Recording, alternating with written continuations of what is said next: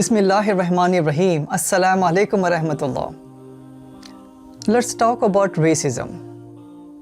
Racism is a difficult topic, and I'm really surprised that we are in the 21st century and we are still discussing the evils of racism. Unfortunately, we have to, because many lives have been destroyed just this year. Racism has torn apart the fabric of our society, our civilization. Many solutions have been proposed, but nothing promising is coming out. More than 50 years ago, Dr. Martin Luther King, he proclaimed the famous words that I have a dream. When we look at that speech now, 50 years after that speech, we can say that that dream is still a dream. However, a man in the 7th century was also exposed to racist and oppressive culture. He enacted measures and guidelines to fight racism, and in a short time he was able to abolish racism from the society.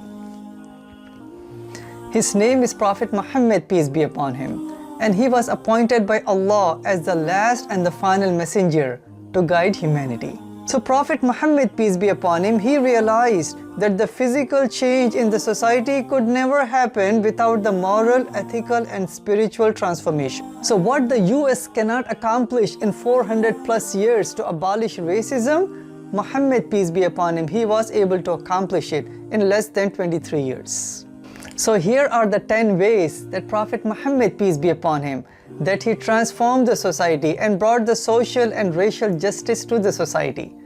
Number 1, by his credibility. Yes, he was the most honest and he was the most truthful, he was the most credible person in the society. So people were attracted to him like a magnet. They listened to him, they were receptive to his message, to such a degree that when he climbed Mount Safa to deliver the message, and he asked them the question, would you believe in me if I say to you there's an army behind the mountain? And they said, we will believe in you. If we are going to have a peaceful and profound impact in the society, we need to have credibility in the society. And number 2, he connected humanity with Allah subhanahu wa ta'ala. He also connected humanity to each other by his saying, his profound saying in his last sermon, that, O mankind, all of you are from Adam and Eve. An Arab is no superior to a non-Arab. A non-Arab is no superior to an Arab. A white person is no superior to a black person. A black person is no superior to a white person, except in piety and good actions.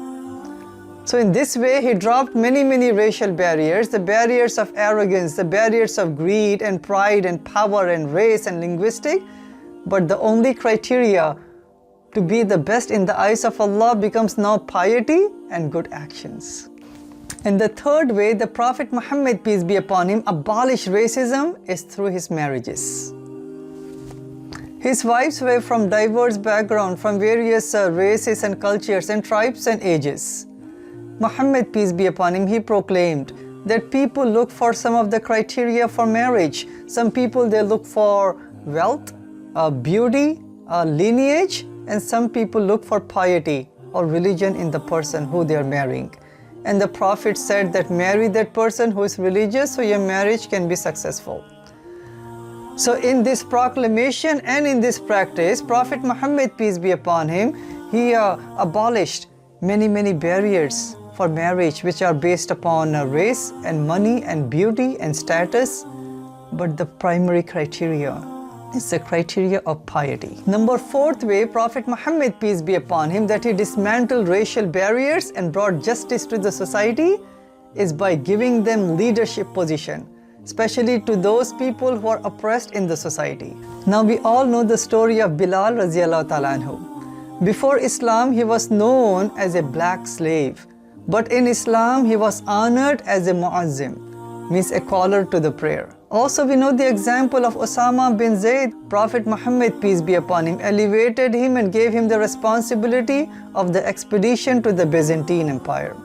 Number 6 way, Prophet Muhammad, peace be upon him, that he abolished racism is by surrounding himself with those people who are from the diverse background. And he also displayed this unity and the racial equality when all the Muslims, he brought them together under one roof and they used to all pray together shoulder to shoulder. Number 7th way Prophet Muhammad, peace be upon him, that he demolished racism is by giving economic independence to those people who were looked down in the society. It is better for one among you to bring a load of firewood on his back and give charity out of it and satisfy his own need out of it and be independent of people.